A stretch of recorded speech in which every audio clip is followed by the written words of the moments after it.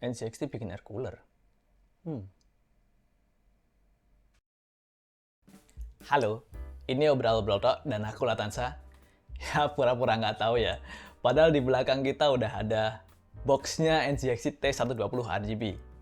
NZXT T120 RGB ini adalah salah satu dari line-up air cooling NZXT T120 yang sebenarnya ada varian non-RGB-nya. Tapi untuk yang masuk di Indonesia cuma yang versi RGB.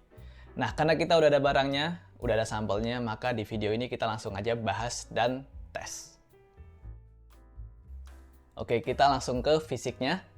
Jadi, NZXT T120 RGB ini bentuknya cuma heatsink fan single tower dengan 4 heat pipe, yang keempat heat pipe-nya dia langsung kontak ke prosesor. Biasa disebut dengan istilah heat pipe direct touch.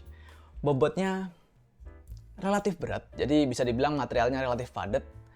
Lalu untuk yang di atasnya ini, untuk estetika ada cover dengan tulisan NZXT. Ini materialnya logam. Lalu fan yang digunakan dia adalah NZXT F120 RGB. Ini mirip sama yang digunakan di casing NZXT. Untuk mountingnya dia menggunakan mekanisme baut. Jadi di sini male. Untuk yang mountingnya ini adalah female. Jadi mirip kayak mountingnya AMD Wraith Steel. Ini mungkin agak nantang ya, karena berarti kita harus kencengin dikit-dikit dari titik satu ke titik lainnya secara menyihlang. Kalau nggak dia ngangkat terus jadi nggak ngontak. Atau jadi ngambang gitu, nggak masuk ya ke lubang bautnya. Untuk harganya dia ada di sekitar 750 sampai 850 ribuan tergantung tokonya.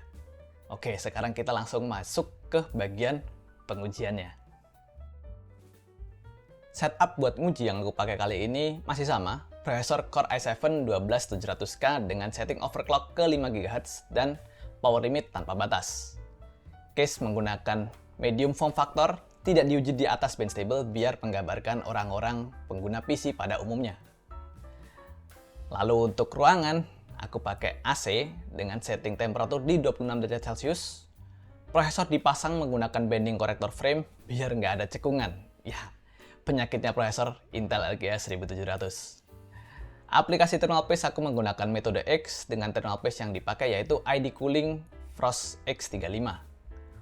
Untuk cooler lain sebagai pembanding, aku ada APNX AP1V yang ada di videoku sebelumnya, Noctua NHU12S, dan ID Cooling Frozen A620. Oke, sekarang kita lanjut ke hasil pengujiannya.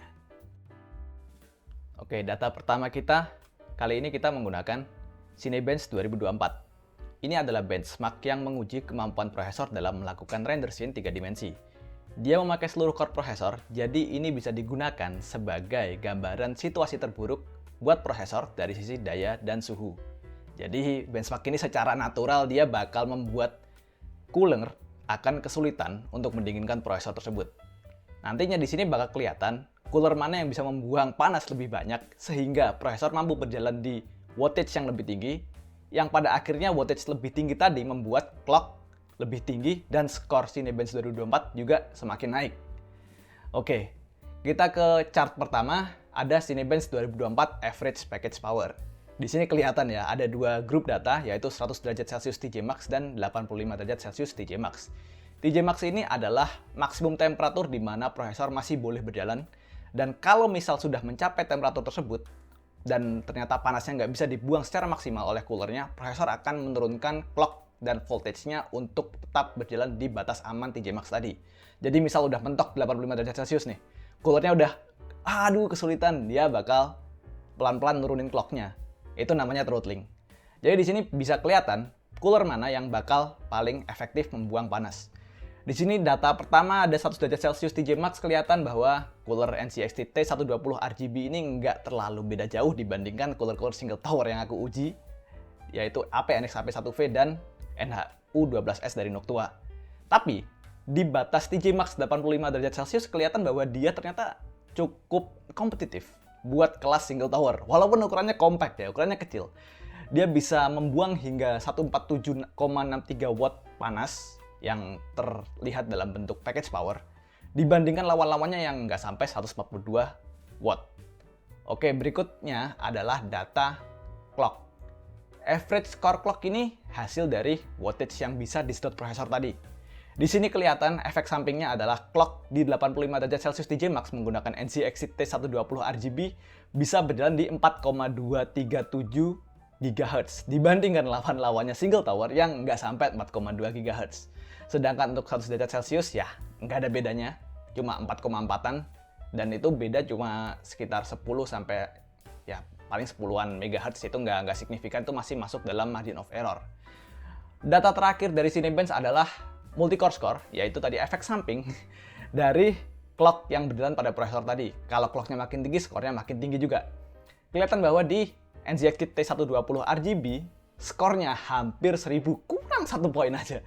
Cuma di 999. Dibandingkan lawan-lawannya, yaitu 989 poin di 85 derajat Celcius TJ Max. Tapi buat 100 derajat Celcius TJ Max, ya nggak ada bedanya ya, cuma sekitar 1040-an.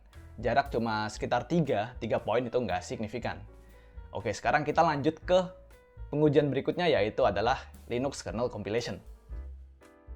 Data berikutnya yaitu adalah Linux Kernel Compilation Time menggunakan Voronic Test Suite. Di sini, prosesor akan diuji menggunakan kompilasi kernel Linux, dan nantinya cooler yang lebih bagus akan membuat prosesor berjalan lebih kencang dan Linux Kernel Compilation Time-nya lebih singkat, karena clock yang disustain lebih tinggi dan lebih lama, gitu ya. Di sini data bisa kelihatan bahwa NZXT T120 RGB cukup kompetitif di 85 derajat Celcius TJ Max, yaitu 105,5 second banding lawan-lawannya yang 106 secondan. Oke, nggak signifikan, cuma 1 second yang berarti kalau misal ditranslate ke persen sekitar nggak sampai 1%. Lalu untuk yang 100 derajat Celcius TJ Max, 101,88 second dibandingkan lawan-lawannya di kelas single tower 101,08 dan 102,32 second. Sama juga, nggak signifikan. Tapi bisa dibilang kalau ini cooler yang masih cukup kompetitif untuk kelas single tower. Nah, berikutnya kita ada data menggunakan gaming, yang ini lebih gambaran buat orang-orang kebanyakan ya. Menggunakan Marvel Spider-Man Remastered. Kalau di dua benchmark tadi kita nguji di software yang lebih ke workstation. Kali ini kita pindah ke pengujian gaming, yang ini lebih representatif terhadap orang kebanyakan yang pakai PC-nya buat gaming. Tapi lucunya ya, sebenarnya orang-orang yang gaming itu orang-orang yang lebih paranoid terhadap suhu. Nah, karena itu di sini kita nggak ngetes clock-nya, nggak ngetes wattage-nya, dan nggak ngetes score-nya, tapi cuma ngetes temperaturnya aja. Karena aku udah konfirmasi semua cooler yang aku tes di sini bisa berjalan di bawah TJ Max, sehingga clock-nya bisa stay stabil di 5 GHz. Di sini kelihatan di average temperatur dan max temperatur bahwa NZXT T120 RGB cukup kompetitif dibandingkan single tower lainnya. Di max temperatur dia di 83 derajat Celcius dan di average temperatur di 76 derajat Celcius. Ini dua-duanya masih di bawah TJ Max, andai saja kalian misal setel TJ Max-nya di 85 derajat Celcius. Jadi masih sangat aman sekali. Nah, karena tesnya udah semua, mari kita masuk ke kritik dan kesimpulan. Kayaknya enakan dari ngomongin kritiknya dulu aja kali ya. Aku masih tetap kurang suka sama mountingnya, yang dimana dari male to female, karena kebanyakan user awam itu kalau ngencengin cooling itu mulai dari satu titik dikencengin langsung. Jadi ininya ngangkat nggak bisa dikencengin. Yang harusnya kan pelan-pelan ya, dari sini, dikit, jadi nggak ngangkat. Terus buat harganya, ini agak complicated juga buat aku. Karena ini cukup kompetitif buat single tower, dan terutama yang compact. Tapi kalau misal kalian punya pendapat lain terkait harganya, ini bisa lebih murah, mungkin bisa di komen di bawah, jadi bisa diturunin sama si NZXT Indonesia. Terus buat performanya ini cukup kompetitif, bukan cukup lagi, ini sangat kompetitif untuk kelas single tower ringkes. Bahkan Noctua aku aja yang udah tahunan itu favoritku, bisa dikalahin, padahal dia harganya signifikan lebih mahal. Mungkin kalau aja NZXT T120 RGB ini ada versi non-RGB yang masuk ke Indonesia, mungkin aku bakal suka, karena secara estetika dia bakal mirip sama bakal mirip sama Noctua yang aku punya, dengan harga yang harusnya lebih rendah dari versi RGB-nya. Sekian obrol-obrol edisi membahas NZXT T120 RGB di video kali ini. Terima kasih juga buat NZXT Indonesia atas sampel barangnya. Moga-moga ada sampel lain yang masuk. Amin. Buat kalian yang punya pertanyaan, kritik, dan saran bisa taruh di kolom komen di bawah. Aku Latansa, budayakan OT.